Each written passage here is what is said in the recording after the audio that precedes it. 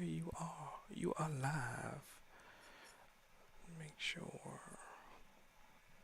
The beautiful part about live is that you don't have to start right away. Here we go. Perfect. All right. Welcome back to Boss Uncaged podcast. So since it's Friday, it's the end of the week. We're going to be talking about drugs today. Okay, just a little bit. We're talking about drugs, but in a more humane way, in a more legal fashion. So we're not going to talk about necessarily marijuana, but we're going to interview today what I'd like to call the CBD boss. I also call it Aunt Barb as well. So CBD boss, the floor is yours. Why don't you tell us a little bit more about who you are and what are we really talking about CBDs today? Well, thank you. And I like my CBD boss name, by the way. Thank you for having me on your show. And a little bit about myself. My name is Barbara Sharpe, and I am, if you say who you would ask for me to tell you a little bit about me. So I am a wife, I'm a mother, I'm a business owner, I'm a regulatory compliance specialist, and now in my new life, I'm a farmer, not just a farmer, I'm a hemp farmer. So you had to put that hemp farmer on there. So I mean, like, so my question is like, it's always funny because like you kind of hear these stories and these transitions. Like, how do you go from being again? I think some of the companies you work for is associated to like QuickBooks and so forth. So that's you're a numbers person, you're an analytical person. How does an analytical person end up in the farm growing hemp and selling CBD? That was quite a transition. However, the numbers person, because it works, it's still, when we initially got into this business, it was because of the numbers. We were introduced by a family member, and they were like, oh, you can make a lot of money. This is a, trending product, up and coming. And so when we first start looking at it, it was like, this is an opportunity to diversify our business portfolio. And so the numbers worked. That was how we got into it. And it still worked. We still want it to work. It's just taking a little time. So are you familiar with the TV show Ozark? Have you heard of Ozark yet?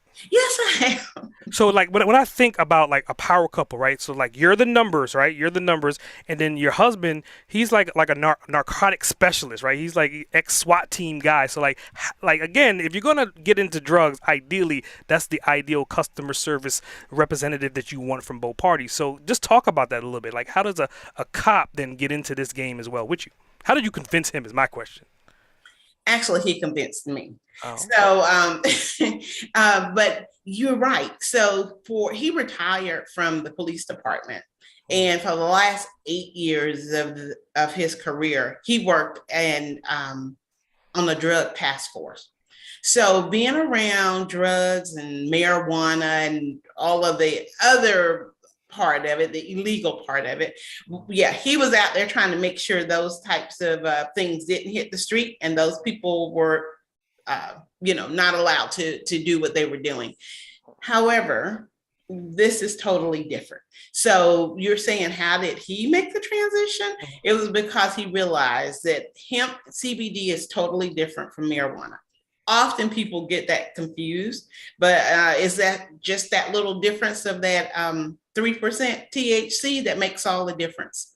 So because of that, he was able to make the transition and say, yeah, this is something that's not illegal. And I feel comfortable that, I can do it. And then he brought me into it. And I was like, I looked at the numbers, looked at the benefits and thought, yeah, we're in. Hmm. So I'm thinking it from an investor standpoint. If I was an investor and I'm hearing this story and I'm hearing, okay, she's in numbers, he's an ex-cop that understands drugs, then ideally you guys are like the best situation to kind of grow a company from the ground up in that space because you guys can leverage both ends of it. So going into like you a little bit more, right? Obviously you're an analytical thinker and you have like a little creative entrepreneur spirit behind you. So if you could define yourself in 3 to 5 words, what would those words be?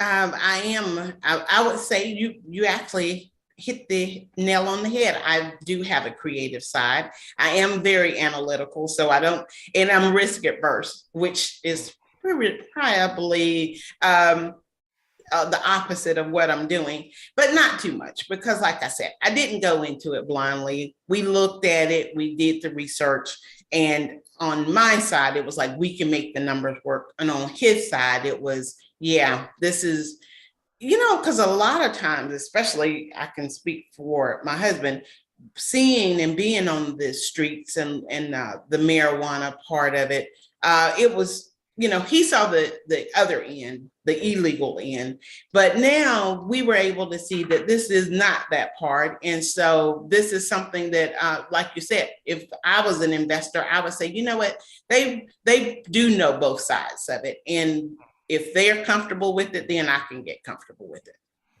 So I mean that leads me to another thing. I mean, I'm well versed in your family as well too, and you guys are highly competitive individuals. But I can imagine you walking in during a holiday party or Christmas and saying, "Yeah, guys, so in the past year I've been doing this thing," and then everyone by default thinks it's drugs, right? Because again, you're a very risk adverse person. So when they hear you're talking about hemp or marijuana or CBD, you probably get a lot of negative feedback. So let's talk about that. Like, what kind of experiences did you deal with on the negative side, and how did you overcome that? We're still dealing with it. So for the first year that we grew, we didn't tell anyone. So we kind of grew in hiding, I guess, in underground growing. But anyway, so we grew with the expectation that a lot of people were not going to be as familiar with hemp CBD as we were, because they had not done the study, they had not delved into exactly, did the research. So because of that, we thought, let's not share this right now. So our first year we grew, and it was only after we had a successful grow that we actually shared it with the family.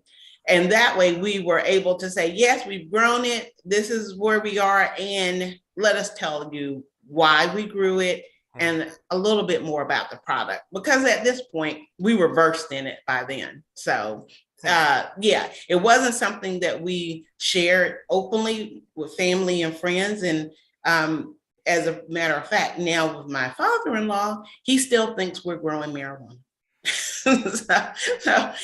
He hasn't changed his mind yet. But yeah, so a lot of people are still thinking, that we're not doing something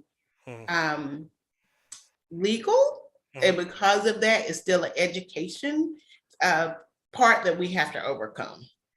I think that's very interesting, and I just want to talk about, like, okay, being that you're risk adverse, right? And again, your day to day, your normality is being risk adverse, right? And obviously, Big Mike is the same way too. He thinks risk adverse as well because he's a police officer. So coming into this, right? And being that banks don't really back it 100%, and it's kind of a still kind of a finicky thing to get, like, lending or loans or banking or any kind of thing in that nature, like, how did you kind of set up your LLC or your S corp or your C corp? Like, how is your business structured?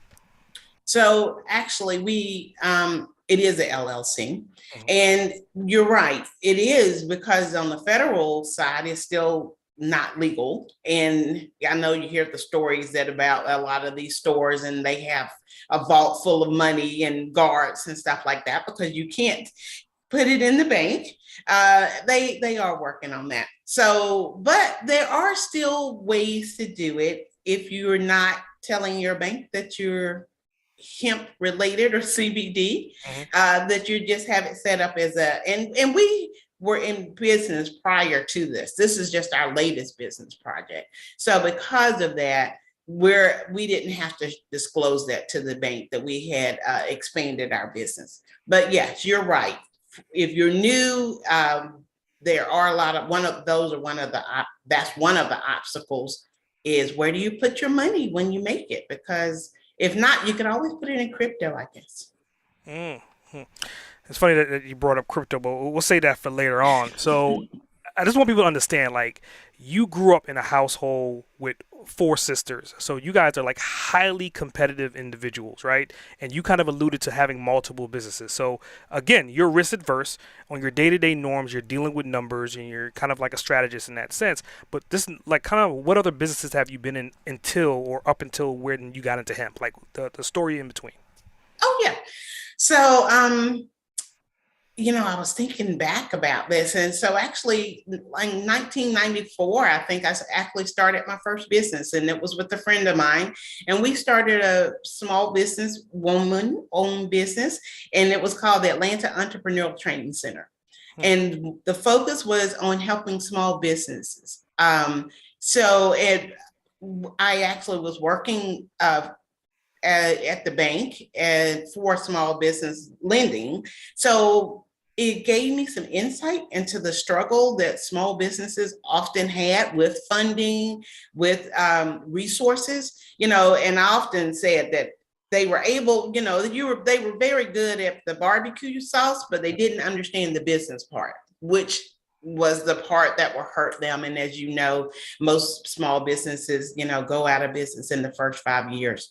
So I had a partner who was a CPA, and we started helping small businesses. It was, like I said, entrepreneurial training center. So we helped them with finances, with business plans, from the beginning to the end. And one of the things, I'm most proud of is that we also partner with Spelman College, a women's owned college, and I'm a women's only college, to help train young women on starting their own business. So that was something that the college offered initially just to the students, but then we expanded it and to include the community around the college. So we had different small businesses. So I've seen a lot of different business plans and written a lot of different business plans. And from there, we've been involved. We did T-shirt sales, we real estate development, and we still do real estate. That's something we haven't transitioned away from. Let's see. So yeah, we've had a number of businesses that we've participated in. And so, like I said, this was just a way to diversify that portfolio of different businesses. One thing I can't forget, because that was pretty powerful lesson there. We owned the coin laundry at one time. Nice, nice. So I think out of everything that you said, and I'm just gonna pull from one thing. I mean, real estate. I think even with the farmland, you're still in real estate. And I think a lot of people don't really understand the magnitude of what real estate is. I mean, real estate, you could have verticals and you can build up on it, but Yeah. you're more so in like the forestry of that particular real estate land, and you're using that land to essentially create wealth. So let's talk about that, for example. Now, an example of real estate being a single family or a multi key, but you're more so refining the land to where that land becomes a reoccurring revenue source. You're right. We actually do both. So we have owned single family residents, and we rent those out. So that's one part of the real estate. But then you're right. We also have the land that we are now using to help. Well, the land was the reason that we were able to get into this business with the easier entry point, because we didn't have to go find land. And so the barrier to entry was much lower for us. We had the land there, had been in the family for over 75 years in Mike's family. And so it was, although we had trees on it, and that's a source of income, but it was also, now it's like, what else do we do with this land in between the times that we're able to cut the trees down and get revenue from that. So once the opportunity came, it was using a resource that we already had. We thought, yeah, let's try it. Hmm. So yeah, real estate was a good point, already having this, and now it was a way to utilize something we already had. Nice. So let's dissect that. I mean, obviously, you're talking about business strategy, and I love this conversation because we're going to really dive into it, right? So, someone that has, let's say, acres, let's just say 50 acres, or let's say 300 acres of land, and they're trying to farm that land. And what you did was like, okay, you went in and you milled the tree, the resource, and obviously people that don't realize trees are a resource that have a lot of damn value, right? So you're Yeah. resourcing that, and then you're taking that capital and you're reinvesting it into the land to then grow your stocks, hence then converting that into CBD oils. Correct me if I'm wrong in any of that process. Did I Nope. miss it? That's right. Yeah. But So it's pretty that ingenious. was, I'm sorry, what? I said that's pretty ingenious. Yeah. So that was it. I don't know if you've looked at lumber prices lately, but they're over $1,000. So yes, that was a commodity that we had. And it was like, okay. And so it was a way now to um, provide multiple uses for something that we already had. And it's not, like I said, not just waiting for the time that we could cut and mill it, but now it's sitting there. Let's figure out what we can do to make money almost like year round, I guess you could think. Nice, very nice. So let's talk about it. I mean, you mentioned Big Uncle Mike a couple of different times. So, like anybody that has a partnership, usually a partner is outside the household. So you're living with your partner day in and day out. Like how do you guys currently balance that? I mean, I think both of you guys are very business savvy individuals. So do you guys ever really have opportunity to turn that off? That's a challenge. And the challenge is, you're right. You do, normally you leave the house and you go work, and then then you leave those people and you come back home and your partner, and then you dissect your day. Well, our day is dissected all day, because we're here together, and we have we pretty much talk business most of the time. And so we do have to say, all right, it's time to cut it off, because that's enough for today, or let's change hats. And that's not only just with Mike and I, but it's a family ran and operated business, so our sons are involved too. So oftentimes when we get together, we're all talking about business. It's going to creep into the conversation somewhere. And so we do have to be mindful of that, and to make sure it's business, 15 minutes of business, but then let's talk about family time. Let's, talk about what's going on in your life, in the world, because you have to have balance. And if not, then it just becomes overwhelming. And then you lose the fun of it being a family owned business. So just because it's business and family, it doesn't mean that it has to be all consuming. I think you can do both. You just have to find a balance. Nice. So, I mean, you brought up your sons, and I think if anyone is orchestrating a family business, obviously you want heads of different departments. You want the kid that's really good at creativity to be really creative, and you have one of those.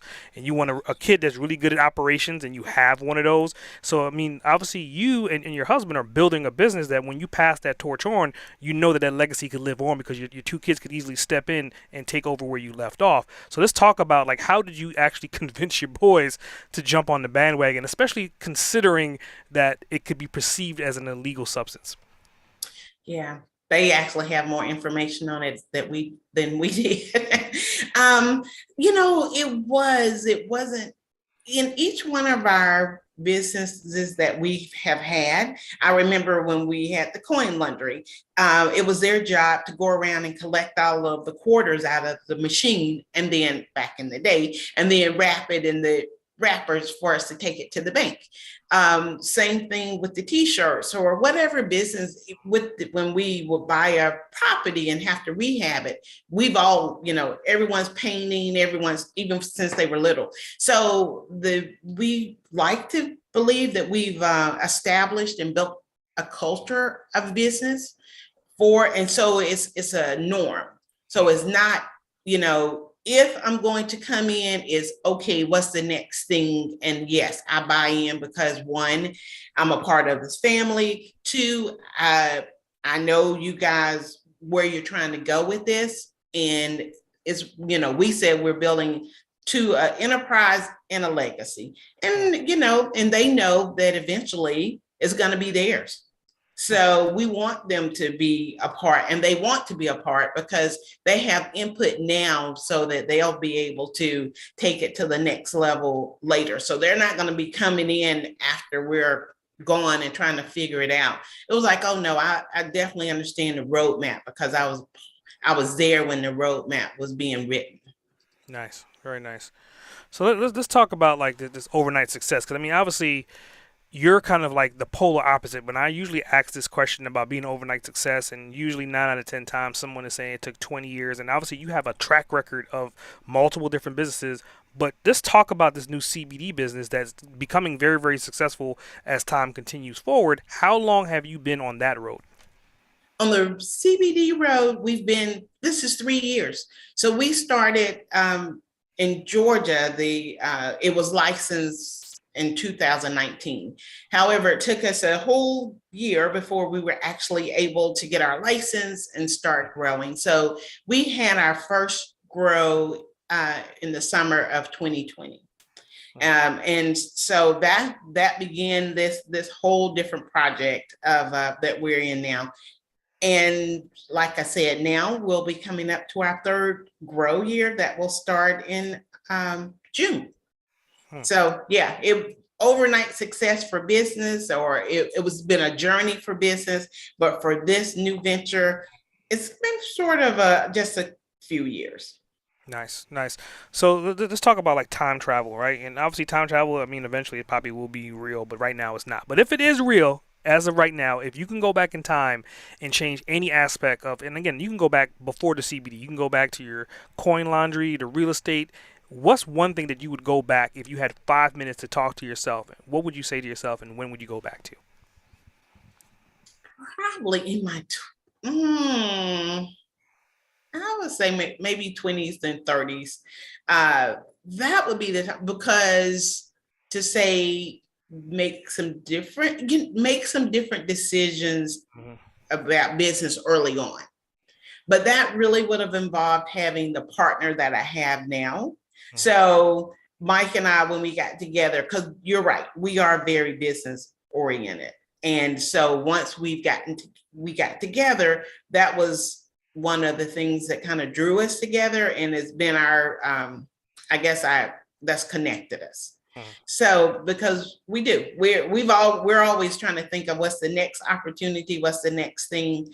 So yeah, going back to that point where we met would be a good point. And then for us to have started on our business journey, a little earlier than we did. So I would say to myself, find the right partner early on and get started. Hmm. I mean, that's definitely sound advice. Sound advice for sure. So, talking about like your family and your upbringing, right? Obviously, you grew up in Georgia and you grew up in a household with four other siblings. So that kind of stemmed into becoming highly, highly, highly. I'm trying to think of the best word to describe all five of you. Competitive, maybe? It's probably a short changing of what really goes on. But like, let's talk about that. I mean, this next question is stemming from that upbringing. What entrepreneurs could you recall in your family that you grew up, that you saw, that you probably admired or wanted to kind of become more like them as you grew up? Yeah, let's see. I was thinking about that. And, I'm going to say that I saw people in the community that were, they probably didn't call themselves entrepreneurs. They were just, in business, working together, for themselves to feed their family. Mm. But to say, what, it would be nice to work for yourself, to have that freedom. And so looking at that, I think that would be, and it was my uncle and who lived next door to us, that, and I was close to my aunt. So I would, I spent time around them. He had a brick mason business, he and his brother and cousin. So that was probably the first time that I was introduced to entrepreneurs. And from there, yeah, just wanting more. I want you say competitive. I don't know, but about that. But a house full of women that were all striving and we all have our own mind and we're all seeking. So I guess that maybe we help to drive each other. Maybe that was the good part that came out of the competitiveness, because it was, we pushed each other, we support each other. And so then, with that kind of atmosphere and culture again, that it helped us each to be, I would think, successful in our own right. Everyone didn't take the entrepreneur journey like we did, but I think, yeah, each one of them, my sisters have made their own paths. Yeah, yeah, I definitely agree with you. And the entrepreneur side, I say at least 3 out of 5 of you guys are entrepreneurs in your own right, 100% through and through, like literally in completely different directions, Yeah. but all highly successful in your own right.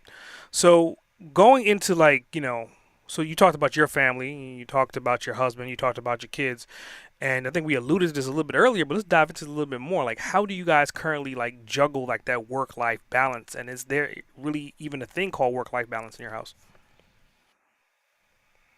No. Actually, it is. And we actually, like I said, the first part of the day, because as I shared, I am still working. So I work as a regulatory compliance uh, manager, and the company I work for is located in California. So because of that, I have, a 3 hour time difference in the morning. So we typically start our morning and during that time talking about the day for the business, what needs to be what needs to be done, what calls need to be made, whatever. But Mike's the legs of the business, so he's running out. We make a sale, I'm packaging it up, and he's running to the post office, and um, so I guess the balance for that comes that we've defined our roles and we kind of stay in our lane. So after we figure out, I handle the administrative part, the regulatory part. That's kind of my thing, to make sure that we're in compliance, because this business is, the hemp, as you can imagine, business is highly regulated. And so that suits me fine. I understand regs, statutes, and I want to stay compliant. And he likes to get out. So he's going to be out running around and doing what needs to be done. So then when we actually get to the growth season, he likes to play in the dirt. So he's going to be the one that's going to be out there planting and all of that. So I guess, first of all, defining our roles has been very important. And then understanding your strengths and weaknesses of each one of our partners, Mm-hmm. and then respecting that. We're not always going to agree, but that's his role, and I need to respect, even though I may not agree with it. Mm-hmm. you know I've given, or he has that part to take care of, and the same for me. So the balance comes from, I think, just doing those things, defining the roles, and then respecting each other's roles, and then at the end of the day talking a little bit about it, and then switching to something else. Hmm. We can't talk business all the time. Got it. I think you alluded to like your morning routine. So again, your corporation that you're working with is based out of Cali, so you have a 3 hour difference. So just talk about your morning routines. I mean, like what time do you usually get up, and kind of how many hours of a grace period do you have before you have to kind of essentially clock in and work with that corporation? So normally we're up around between 7:30 and 8, and I start working for our business probably around 8:30. I have to have my coffee first. And so that gives me a good, hour and a half to do what I need to do to set the day up for our business, for RebelGardens. And then you're right, then it's clocking in for my other job. But that also gives me time to read. I do research. I'm just trying to stay ahead of the trends, and so I'm looking at the business channels. So yeah, like I said, the mornings are spent on just getting mentally ready and prepared. My business first, and then the company business. Hmm. It's definitely interesting. I mean, I love it. I mean, obviously from a business standpoint, again, you're double dipping, right? You're getting revenue from both sides of the coin. So you have a support team through the corporation, and then you're building your empire behind the scenes. So let's just dive into like numbers a little bit. And I don't think people really understand the magnitude of like hemp or CBD oils. Obviously they may understand marijuana, a dime bag or a pound, and they could associate a number to that, right? So they understand that value. But in CBD is a little bit different. You're not necessarily selling the plant. You're not necessarily selling the root, even though you can. You're Yeah. selling the oil. The oil is a byproduct of what you're creating. So like, what is a going rate for a gallon of CBD oil right now? So it's a commodity. And that's the other thing that we've learned through all of this. So and when you look at it, so it goes up and down. So you have different, just from the CBD plant, there's over 100 different cannabinoids that can be utilized from this one plant. But so you're thinking about that, and it was like, okay, so we are familiar with CBD. CBG is another one that people hear, but just taking those two. So if you look at the CBD oil, one day you go and, there's a resource that we utilize to know what the market is paying. And the last time that we checked, it was like $1,365, $1,365 for a liter, because it's sold in liters. And then, but like for CBG, it may have been $1,000 per liter. So yeah, the oil is very important, because from that oil, you're able to break it down and make products. So that's the tinctures that you see, or the pain creams, or the gummies. All of those things are made from that valuable little golden oil that comes out of the plant that you have to press together. So it can be very profitable. And I say that because, a liter of oil, you're able to make, just for an example, like 1,000 vapes cartridges. And you're selling those at, we can say $30 for one. So you can see that 1 liter of oil can turn into a product, a value of $30,000.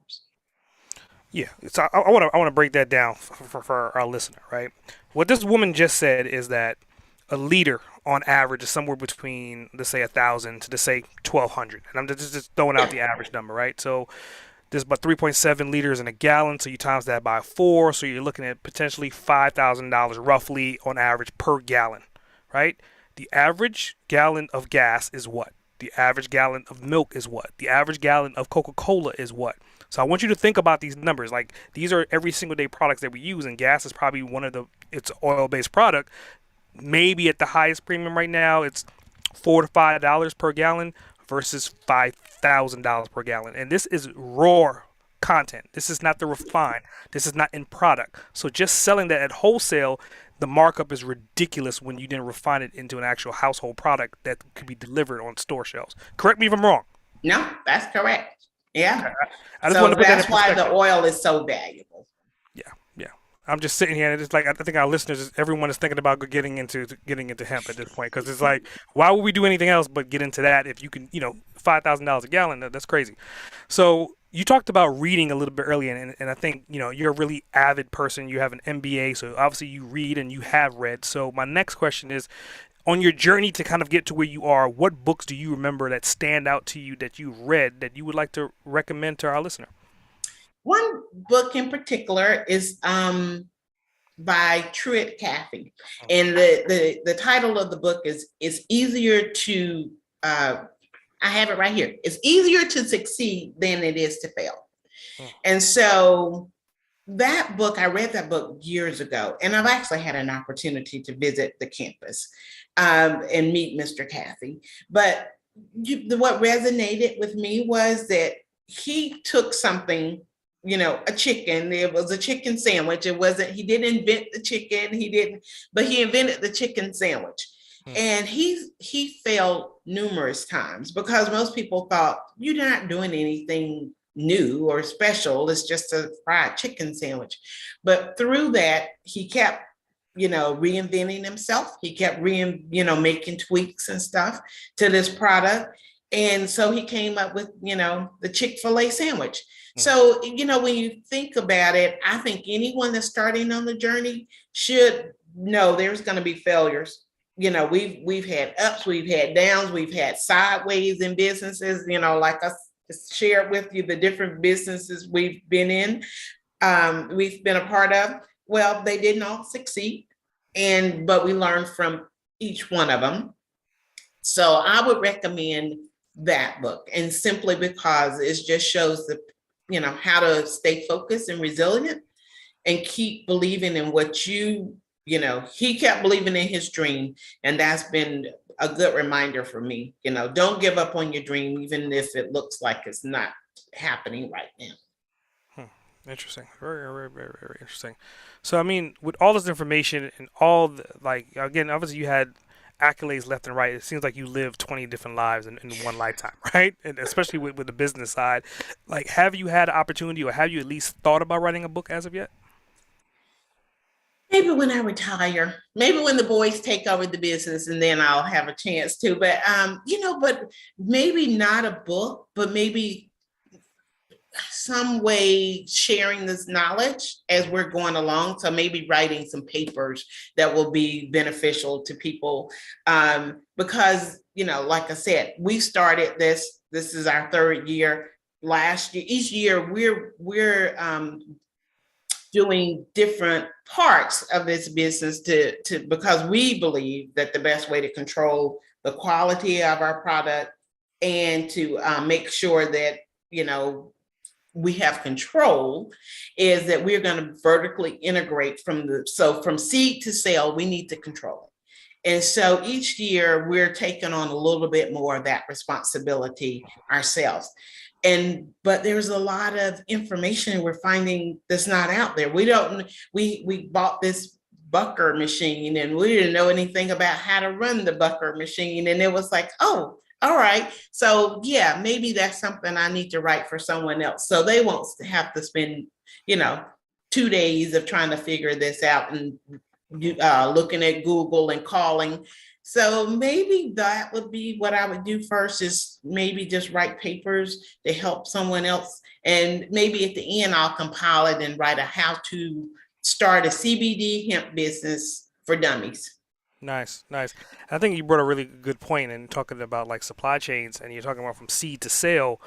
Like and you don't have to go to all the details, but I mean, just like in the global hemisphere of understanding, like you get the seed, you have to farm the seed, but there's a lot of other steps that come into play.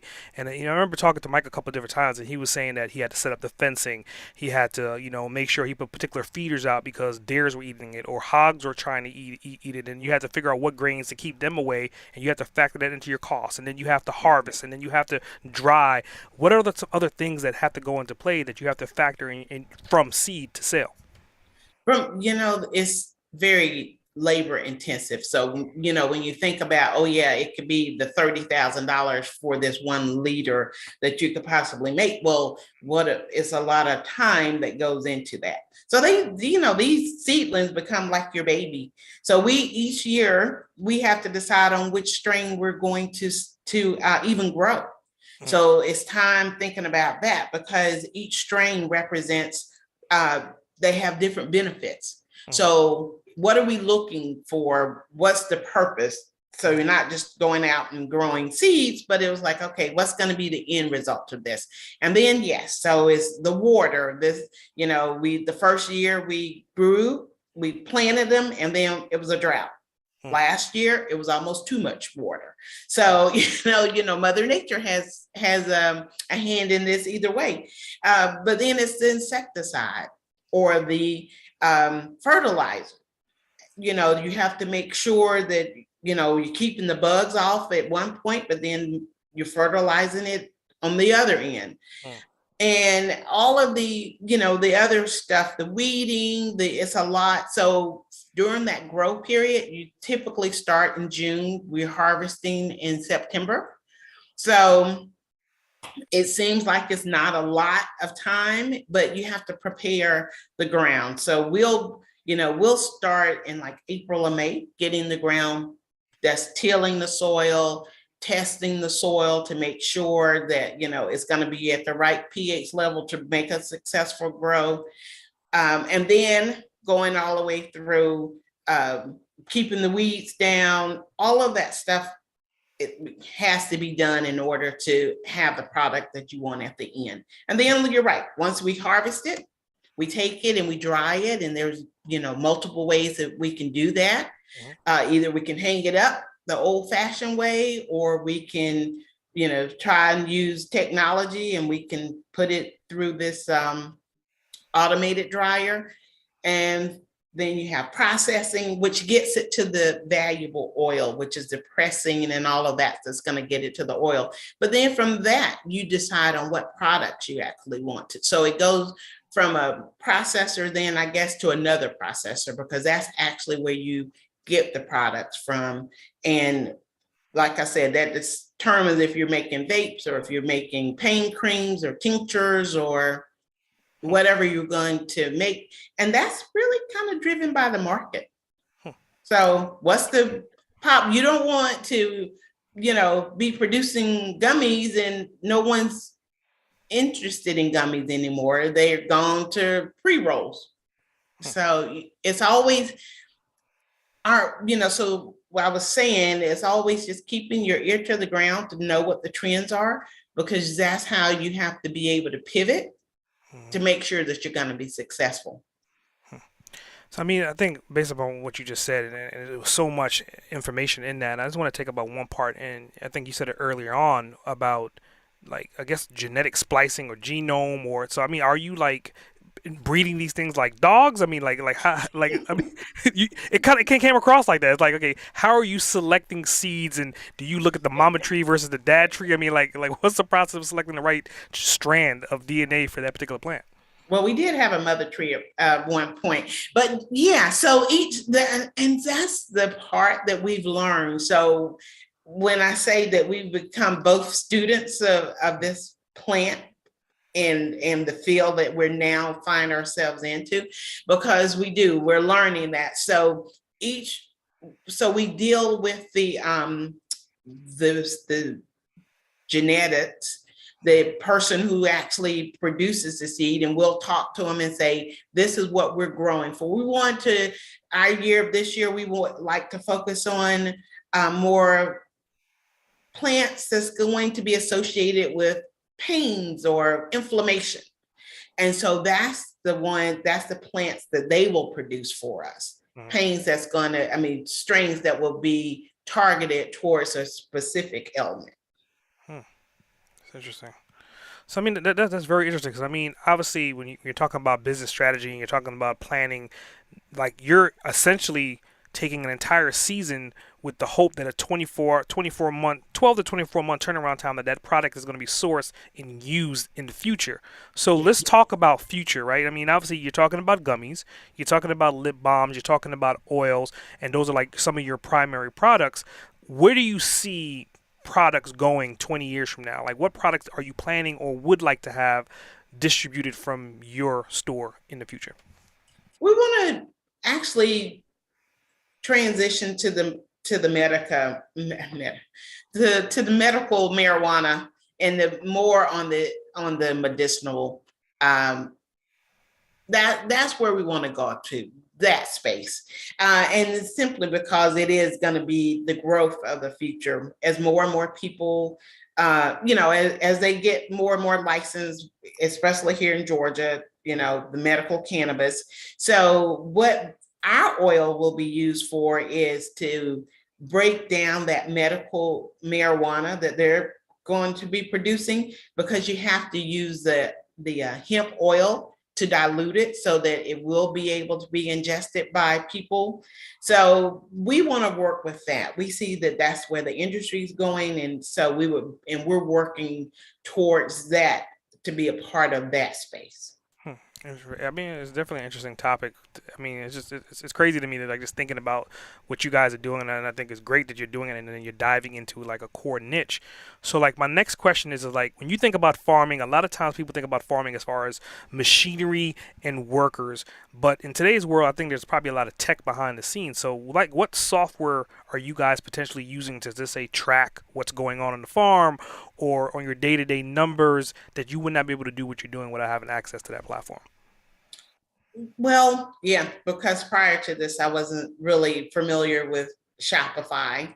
And so we use Shopify for our e-commerce to control that part. However, most people are not aware that there's limitations because of the negative connotations that's still around hemp and CBD. So some platforms will not allow you to take payment processing on their site. So we transitioned to that, and so I said Shopify in conjunction with Pinwheel. It's a company associated with Square for our payment processor. So, but we had to learn that also with Facebook. You can't say hemp when advertise. And so we've learned, that it's been, so when you think social media, you think, oh yeah, I can, just throw it out there and advertise. But we've been able to, like I said, through Shopify and Square and Pinwheel, we've been able to run our business, and Shopify is great because what it gives us is insight into our customer base. And I don't know how we would not have known that 5 years, 10 years ago, that our number one customer base is out of Asia. And who would have thought? So yes, that's been very helpful for us, having that tool, just that to track where our customers are. And so I think it would be difficult now to run the business without it. And it keeps up with all the inventory. And that's another great thing. So you're not having to sit there and count how many bottles you have, or all of the other things that we used to have to do to keep up with all the widgets. Got it. So I mean, just talking about like, and again, like your son was born into this, right? And your son is a great designer, and he's an analytical but a very creative mind. So I would think that he would have some part in developing that logo that you have. And I want to kind of talk about the branding because I love brands, right? So why and how and what were you guys thinking when you decided to cross a marijuana leaf with an actual cross? What's the story behind that? I would like to take credit for that, but you're right. That was Jecoby's idea. So and it goes back to recognizing each one of our talents. So Jecoby he's our branding, he's our public relations officer, and so yeah, so he created it. We all had input in it, and to if that was something that we liked, and of course he had final words, which was the final decision, which is not always our decision, but we trust him enough to know that he he has a vision that we don't always see. So as long as it aligns overall with our vision, we're okay, because we want to give him, we want him to know we trust him enough to give him responsibility. But yeah, so when you look at it, it was the cross, but it's also medical, so it's had the dual purpose of it, the cross part does, and then the marijuana. So we wanted to be able to go towards the medical part more than the cross part. And I guess the fact that, it's who we are. We would like for people to believe that that's our moral values, and which is why we're saying that we're going to always produce a quality product. So moral values, ethics are important to us. But yeah, I thought it was very unique.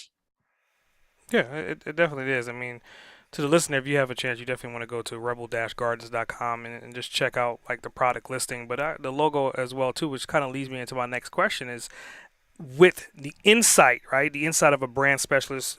I'm thinking that you guys are heading more into the medical side, which you said earlier, which then plays into the cross more so than religion, is more so health. So let's talk about like who is the ideal customer or the ideal avatar for your company right now.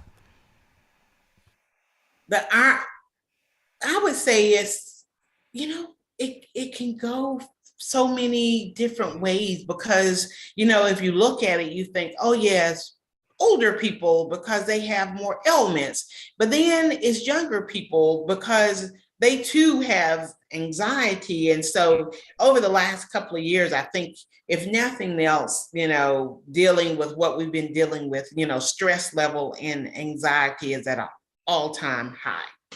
And what this CBD hemp, what it does is it helps with those. So it's been shown to help people to reduce their anxiety and reduce their stress level. But then on the other side, for people who are older, like arthritis and pains. And then you have your weekend warrior who goes out and, on the weekend and overdo it. And then you come back and you're rubbing down because it helps with pains and muscle aches and all of that. So I don't think we have an ideal customer, but I think the customer that probably would see the benefit most would be an older, I would say maybe that 40-ish and up, Mm. simply because they're probably going to be the one that recognize and appreciate the price point that comes with having something of quality to ingest into their bodies and put on their bodies versus someone that's younger. So let's play devil's advocate here, right? Let's say I'm 50 years old and I'm still working in corporate America, and I've never even dabbled in marijuana. I never even dabbled in CBDs. I'm completely ignorant. So I'm going to ask you a question from that standpoint. So I'm taking your CBD gummies, and my job is going to do a drug test. Would that show up? No. And the reason is it's not is because we have two things. We have a full spectrum CBD gummy, and then we have a broad spectrum. And so the full spectrum does not have the THC in it. It has no THC, and the broad spectrum does. So we're able now to help and cover both of it. So yes, you can take it that night before and wake up all refreshed the next morning with no care of being, having that drug screen. So yeah, we do that, and we have one of our customers is a truck driver, and that was one of her things. It was like, oh no, I gotta have to protect my CDL. So I can't be taking this. And it was like, no, you're good. And she hasn't had any problems. And she's had a couple of drug tests since she started with our products. So I mean, I'm just listening to you. You sound very versed, and obviously you've been in this for a long period of time. And again, everyone that's listening, if you picked up on the keyword of spectrum, it's like who would have thought spectrum would have been associated to THC in the first place, right? This spectrum and that spectrum. So it's definitely enlightening for sure. So let's just talk about like final words of wisdom, right?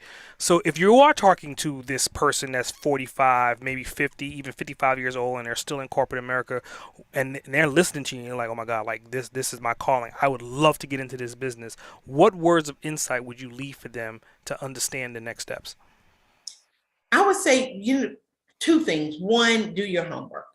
So, because you have to understand the business that you're going into. And that's with any business, do your homework to make sure that this is something you're really ready to commit to. And then, get an understanding of it, maybe talk to someone. Yeah, you can reach out. We have people all the time that call us and say, we're interested in getting into this business. So people are willing to share their information with you. But, just take the time to get to know what you're getting into before you get into it. And internship, that's another thing. We have people to offer to come work on our farm with us. And they like, we just want to learn. So there's ways that you can get out there and find out more about the business. And then after you get a level of comfort, go for it. But I think mainly it's just to start with learning about where you're trying to, what the business you're getting into. And one thing I want to share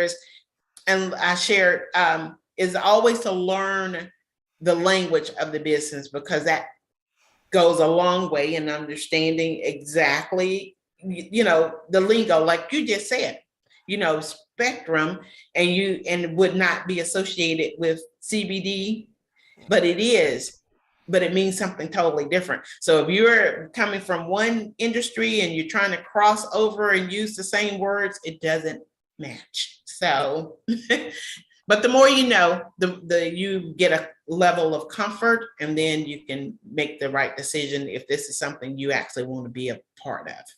Oh yeah, I'm definitely gonna. I'm stealing that spectrum is going into my little dictionary inside of my head for later. So I definitely appreciate that add on. So I mean, obviously we're talking about CBD. You're talking about gummies. You're talking about oil. People are listening and they're like, okay, look, like this thing sounds great. I've never tried it, or maybe I've tried before. I want to try yours. How do they get in contact? Where do they go? Oh, great. Thanks for asking. So we're located, you can find us on any social, all the social media platforms, as you can imagine, having a son that's the social media king. So we're on Facebook, you can find it at Rebel Dash Gardens. We're on Instagram at Rebel. Let me make sure here. I want to make sure I get it right.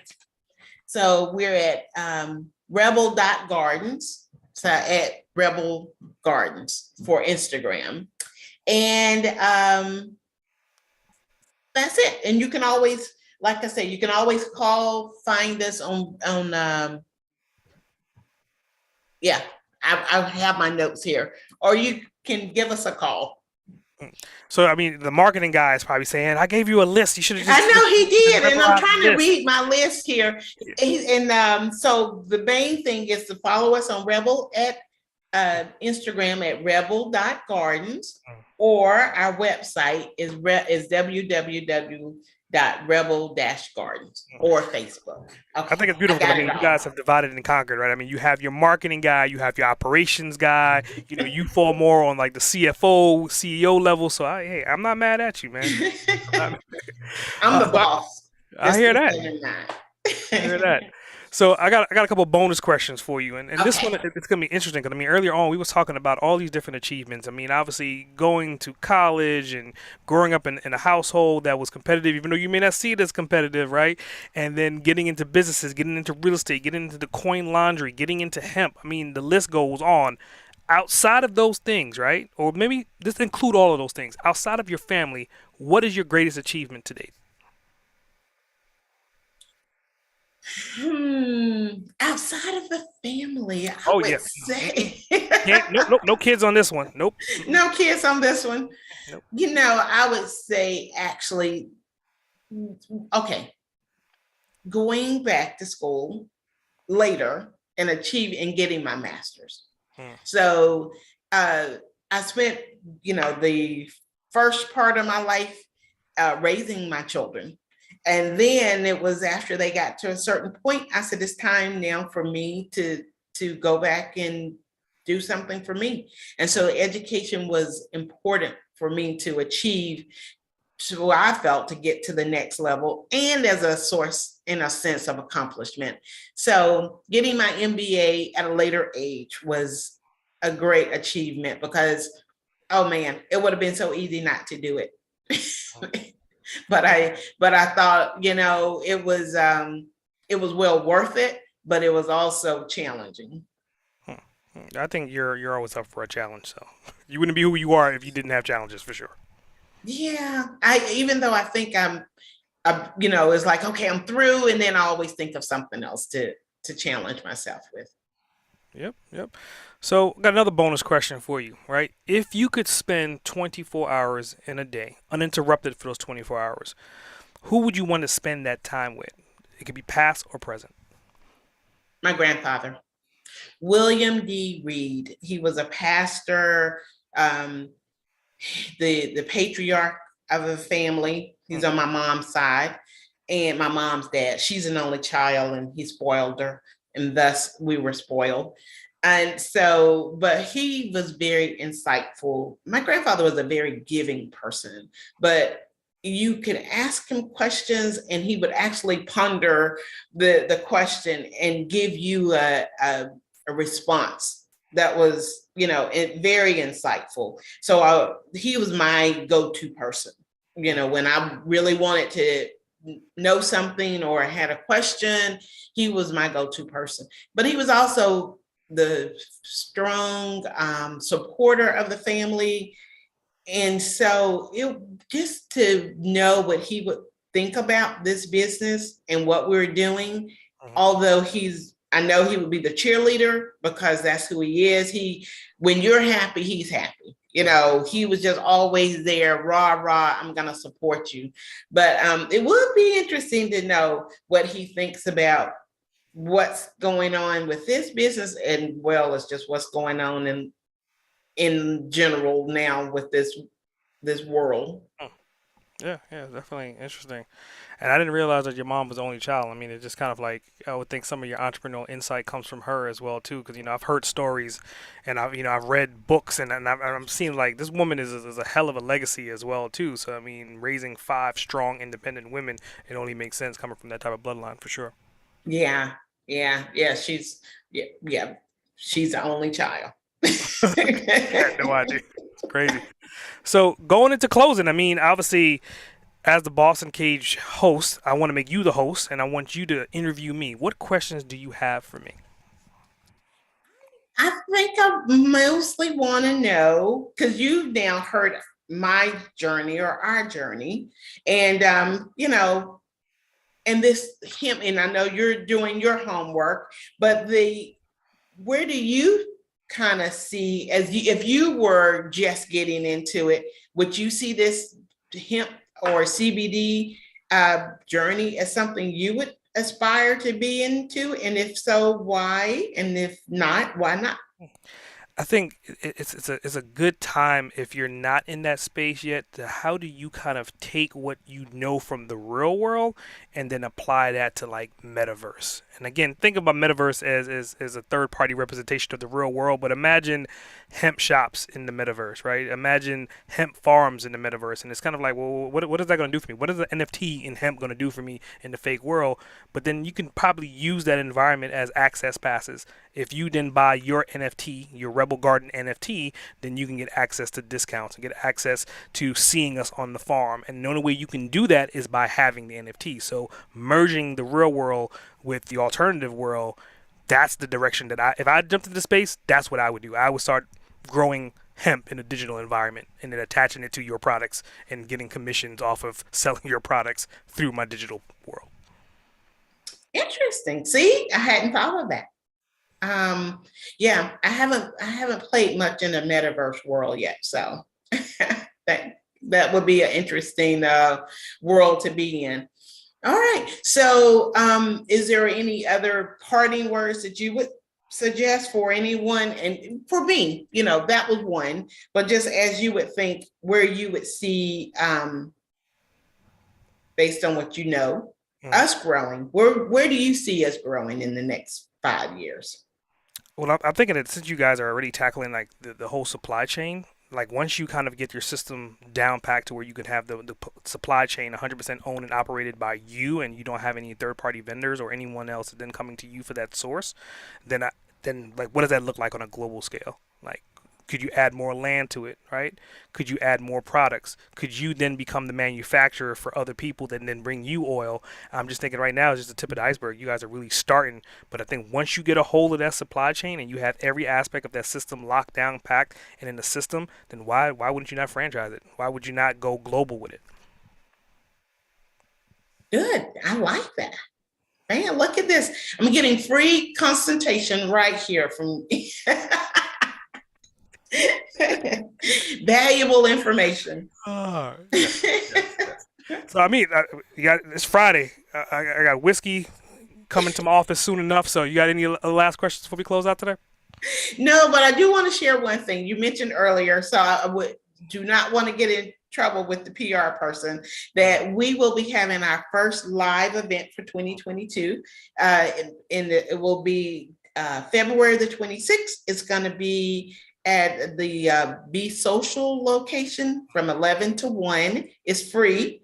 And we would love for people to come out, like you said, if they want more information about how do they start it, what our journey has been, thus far, anything. So it's just going to be a opportunity for other people to ask questions, and we'll be more than willing to share what we've learned. So we would like everyone that can go to any of the websites or Instagram, and they can sign up. So the next question is like, are there going to be samples at this event? No samples at Okay. this event. However, we will direct you to our website, and we might be able to give samples at that point. Interesting, interesting. Cool. Well, I definitely appreciate your time taking time out your busy schedule to come on the show. This was definitely fun. I think you gave a lot of insight to industry that people are kind of, they hear about, but they really don't know about. They really don't even know like the money behind it or how to even get started. And I think you kind of really outline a really clear path. And again, you give them access to you, and you not only that, you're giving them opportunity to come to a live event. So I mean, it's a win-win situation. I definitely appreciate you having on the show today. Well, thank you. It was fun, and especially this is a great way to end our Friday afternoon. So I appreciate you having me on. Great, great. S.A. Grant, over and out.